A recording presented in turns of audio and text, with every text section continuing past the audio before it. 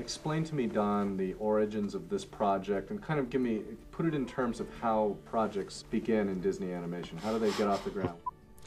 Well, I suppose the genesis of every project comes from just the germ of an idea, and on Lion King it was the idea of a coming-of-age kind of hero's journey story. Hi, that's me, Don Hahn, back in 1994, the year we released The Lion King. And this is sort of a home movie of all the people and circumstances that made The Lion King happen. The idea came from Jeffrey Katzenberg, who was head of the studio, Peter Schneider, the VP of the studio at that time, and also the great Roy Disney. And it happened during this conversation while they were out promoting Oliver and Company in Europe. I was on a plane with Jeffrey, and somehow the topic of Africa came up. And Jeffrey said, that's what we should do. We should do a movie about Africa. The kernel of that idea is something that actually originated with me and was reflective of something that happened to me earlier in my life. Jeffrey didn't start out in the movie business. He was in politics in New York, and I think it was kind of a bumpy road for him. He had a couple curveballs thrown his way, and in a sense, a lot of his experiences became the inspiration for the story of The Lion King. So I actually always felt a connection to the film because, in a way, it is a little bit about myself. Sorry.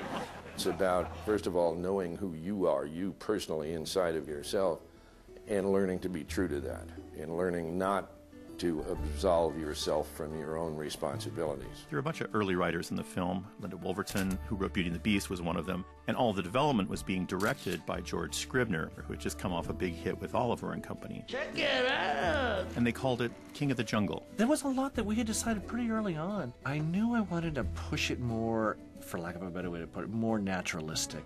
George was paired up with a second director, Roger Allers, and Roger had done a brilliant job as the head of story on Beauty and the Beast. The screening of Beauty and the Beast and the wrap party was the night before the morning when we all got on the plane to fly off to Kenya to do research for Lion King. So it was kind of an ecstatic time. 6 of us went for 2 weeks. It was myself and Roger as the directors, Chris Sanders and Lisa Keene as the art directors, Brenda Chapman as head of story, and then one administrative adult who was supposed to watch over us. I was one of the very fortunate people that was allowed to go on that Africa trip and was completely unprepared for what I was going to find there. Maybe it's because all of humanity came out of Africa and we're like all tapping back into the motherland or something. But all of us had such an intense relationship to the land. Watching the whole play of life and death, and it's so moving. Ugh. Our guides would tell us Swahili phrases, and that's where we learned Hakuna Matata, which wound up getting into the movie. There was this incredible other level to the whole thing where we just brought a little piece of Africa back inside of us. And I remember we had these very intense discussions and said, how can we get this on screen? How can we get our audience to feel a little tiny bit of what we felt when we were there? That movie would just not have been the same without that trip. So when the field trip was over and everybody got back to Burbank, we were really anxious to get going on this story. George was passionate that he would like to do a movie that would have more of a kind of a National Geographic kind of sense, you know. He really wanted to do the nature red and tooth and claw kind of movie. And I get that. It's just, it isn't me. And so when we were paired up, as much as we like each other personally, it was really hard because it felt like we were constantly compromising to land somewhere between the kind of movie he'd like to do and the kind of movie I'd like to do.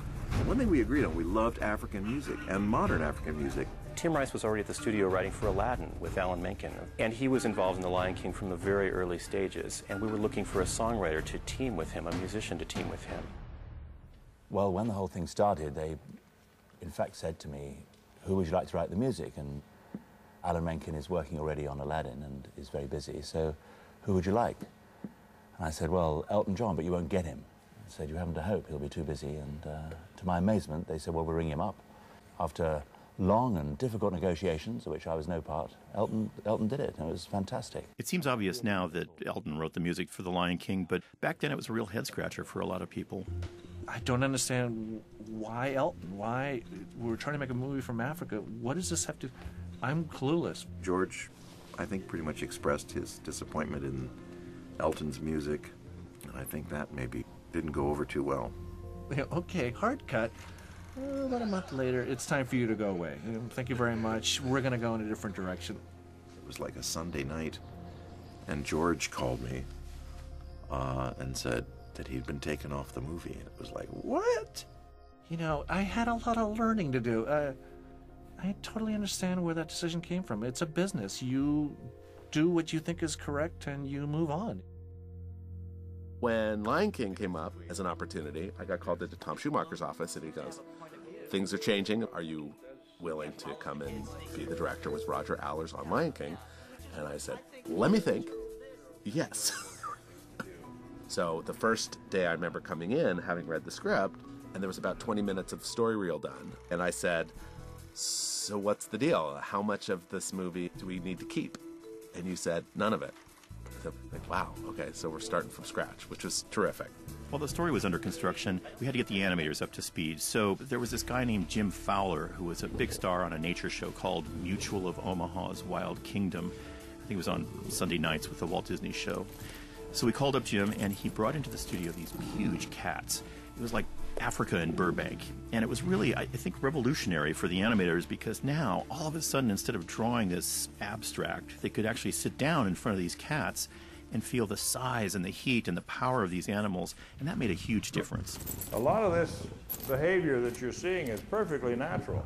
Grabbing that chain is just like grabbing the shin bone of a carcass, you know, and working with it. They'll do the same thing with a stick. He brought in these cats, and you would see them do something, and he would point it out so you would understand the dynamic between these animals. When this little cat saw the big one, I noticed that the first thing he did was put his ears back, which is fascinating behavior, yeah.